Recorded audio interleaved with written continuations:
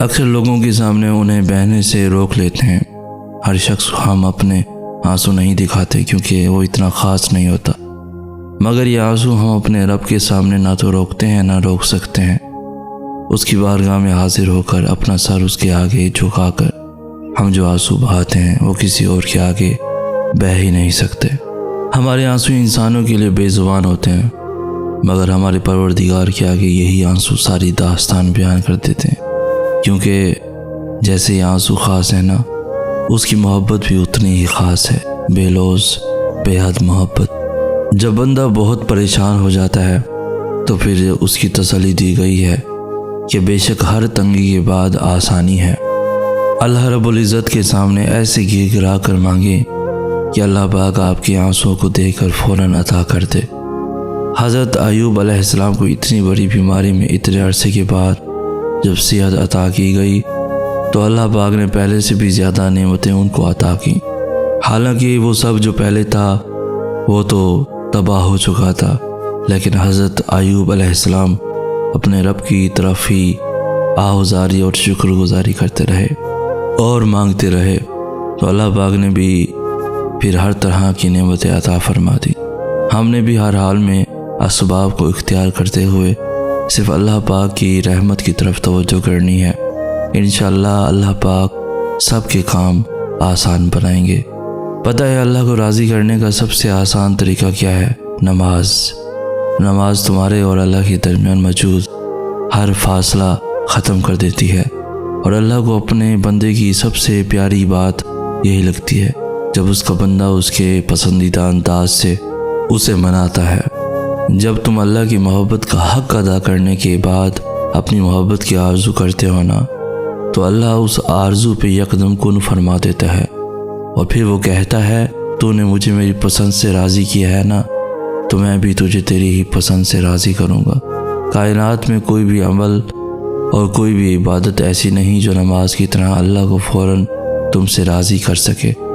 اللہ کی نزدیک نماز سے زیادہ محبوب کوئی عمل نہیں، اور جو اس کے محبوب کو اپنا محبوب بنا لیتا ہے نا، اللہ اس سے بے حد محبت کرنے لگتا ہے۔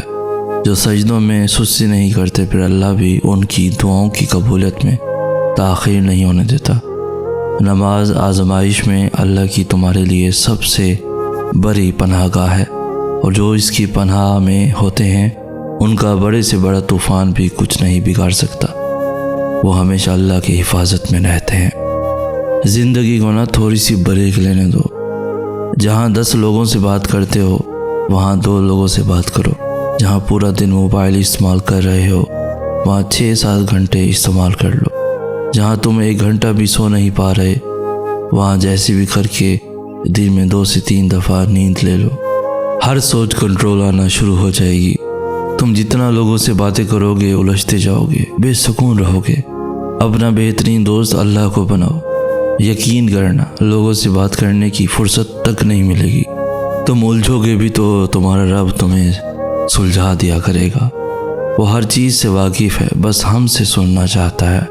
اس دل کی ویرانی کو بس وہی مٹائے گا، سکون پائے گا تمہارا دل جب کہیں ذکر خدا آئے گا۔ تم نے تو ٹھان لی ہے اپنا نقصان کرنے کی، مگر دیکھ لینا انشاءاللہ تمہیں اللہ بچائے گا۔ دعائیں مانگتے ہو نا تو ساتھ ہی خیر بھی مانگا کرو، بہترین مانگنے والا بہترین سے نوازا جائے گا۔ ابھی نہیں لیکن بہت جلد سمجھ جاؤ گے، پھر تمہارا دل شکر کی تسبیح دہرائے گا۔ اللہ کو معصومیت پسند ہے، ایسی معصومیت کہ نیکی کرے اور اسے اللہ کا احسان سمجھے، ایسی معصومیت کہ اگر وہ گناہ کر لے تو فوراً توبہ کی طرف متوجہ ہو جائے، اللہ سے معافی مانگے، جیسی بھی ٹوٹی پھوٹی، اچھی بری، پکی سچی، بس وہ مانگے۔ اللہ کو گناہوں کی نشاندہی پسند ہے کہ وہ اپنے گناہوں پر نظر رکھے۔ اللہ کو وہ دل پسند ہے جو اس کی محبت سے لبریز رہتا ہے۔ اللہ کو بندگی پسند ہے، اس کی محبت سے بندھی ہوئی، اس کے خوف سے سہمی ہوئی نہیں۔ اللہ محبت ہے اور وہ محبت کو ہی محبوب رکھتا ہے۔ اے اللہ، میرے لیے جو بہتر ہے وہ مجھے عطا فرما۔ میں انسان ہوں اور میری آرزوئیں اور خواہشیں بھی بہت زیادہ ہیں، میری کمزوریاں بھی میرے ساتھ ساتھ ہیں، اور تو پروردگار مطلق ہے۔ میں بہت دست بستہ انداز میں عرض کرتا ہوں کہ مجھے کچھ ایسی چیز عطا فرما جو مجھے بھی پسند آئے اور میرے ارد گرد رہنے والوں کو، میرے عزیز اقارب کو بھی پسند ہو، اور اس میں تیری رحمت بھی شامل ہو۔ دعا سب کر سکتی ہے، بس اس یقین کے ساتھ مانگنا کہ جو مانگ رہے ہو وہ دنیا کے لیے اور تمہارے لیے ناممکن ہے، مگر جس سے مانگ رہے ہو وہ علی کل شیء قدیر ہے، جو اس پورے نظام شمسی کو چلا رہا ہے، جو رات اور دن کو بدل رہا ہے، جو تمہارے جسم میں ایک نظام کے تحت خون کو گردش کروا رہا ہے، جو آج تک تمہیں ہر بار سنبھالتا آیا ہے۔ وہ رب یہ دعا بھی قبول کر لے گا، اس سے جب بھی مانگو، جیسے بھی مانگو وہ سنتا ہے، بس یقین کو کامل کر کے مانگو۔ وہ ممکن کرنا اس رب کے لیے مشکل نہیں، تم دیکھنا تمہیں خود نظر آئیں گی تمہاری دعائیں قبول ہوتی ہوئی، معجزے تم خود دیکھ لو گے۔ یہ یاد رکھو، اللہ تعالیٰ کو بھی ہم سے یہی مطلوب ہے کہ ہم اسے یاد کریں، ہم اسے محبت کریں، ہم اسے بار بار بلائیں، اس کے پاس جائیں، مگر مسئلہ پتہ کیا ہے؟ ہم انسان اس کے پاس جاتے ہی تب ہیں جب دنیا ہمیں توڑ چکی ہوتی ہے، جب ہمارے اوپر کوئی مشکل ہوتی ہے۔ حقیقت میں وہ سب بھی اللہ کے حکم سے ہی ہوتا ہے تاکہ ہم اس کی طرف متوجہ ہوں، ورنہ تم دیکھو خوشی میں کون اللہ کو یاد کرتا ہے، بلکہ ہم تو سب سے زیادہ ناراض ہی اسے اپنی خوشی کے مواقع پہ کرتے ہیں۔ سمجھ رہے ہو نا ان آزمائشوں کے آنے کا مقصد؟ میں نے اکثر دیکھا ہے کہ لوگ ایک دوسرے سے آگے نکلنے کی کوشش میں لگے رہتے ہیں۔ اس کے پاس یہ چیز ہے تو میرے پاس کیوں نہیں؟ اس نے ایسے کپڑے پہنے تو میرے پاس ایسے کپڑے کیوں نہیں؟ کسی تقریب میں جانا ہے تو ہر دفعہ نیا لباس، تاکہ لوگ دیکھ کر یہ نہ کہیں کہ اس نے تو پہلے بھی یہ پہنے تھے۔ ایک دوسرے سے حسد رکھنا یہ سب عام ہو گیا ہے، مگر کوئی اس چیز میں دوسرے سے آگے نکلنے کی کوشش نہیں کرتا کہ اس کا اللہ سے کیسا تعلق ہے۔ اپنے اور اللہ سے تعلق کو مضبوط بنانے کے لیے کوئی جتن نہیں کرتا۔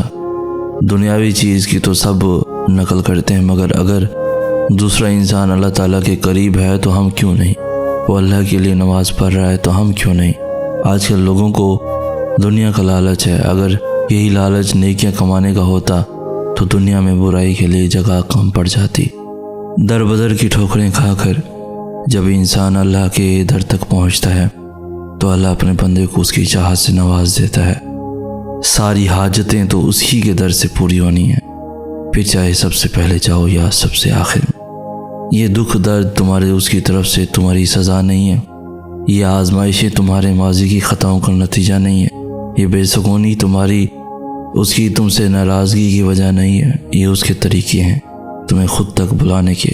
یہ بے چینی بے وجہ نہیں ہے، وہ اپنے محبوب بندوں کو سزائیں نہیں دیا کرتا، وہ جن سے محبت کرتا ہے انہیں تکلیف میں نہیں چھوڑا کرتا، وہ تمہاری دعاؤں میں اٹھنے والے ہاتھ خالی نہیں موڑتا، وہ تمہارے سجدوں میں بہتے آنسو بے مول نہیں چھوڑتا، وہ تو تمہاری خاموش دعاؤں کو بھی بڑے غور سے سنتا ہے، وہ تمہاری سکتی فریادیں اپنے پاس سنبھال لیتا ہے، وہ جب تمہیں سجدوں کی توفیق دیتا ہے تو تمہارا انتظار کرتا ہے، وہ جو تم سے 70 ماؤں سے زیادہ محبت کرتا ہے، وہ بھلا کیسے تمہیں درد کی شدت سے گزار سکتا ہے؟ یہ بس آزمائش ہے جو وہ اپنے محبوب بندوں کو دیتا ہے۔ اس کٹھن وقت میں تمہارا صبر تمہیں اپنے رب سے ملا دیتا ہے۔ جب صلے کا وقت آتا ہے تو وہ اپنی رحمت کے سارے دروازے کھول دیتا ہے۔ جب کن فرمایا جاتا ہے تو آسمانوں کے فیصلے تمہاری رضا کے مطابق لکھ دیتا ہے، پھر وہ بھی حاصل ہو جاتا ہے جو کبھی لا حاصل رہا ہو۔ پھر وہ نوازتا ایسا ہے کہ ہر ناممکن ممکن کا روپ ڈھال لیتا ہے، اور جب وہ تمہاری دعاؤں پہ راضی ہو جاتا ہے تو وہ یہ نہیں دیکھتا کہ دنیا اس چیز پر مطمئن ہے یا نہیں ہے، اور نہ اس کو اس بات سے کوئی فرق پڑتا ہے کہ اس دعا کی قبولیت میں کتنی رکاوٹیں ہیں۔ وہ جب ارادہ باندھ لیتا ہے تو ناممکن کی ساری گرہیں اپنے آپ کھل جاتی ہیں۔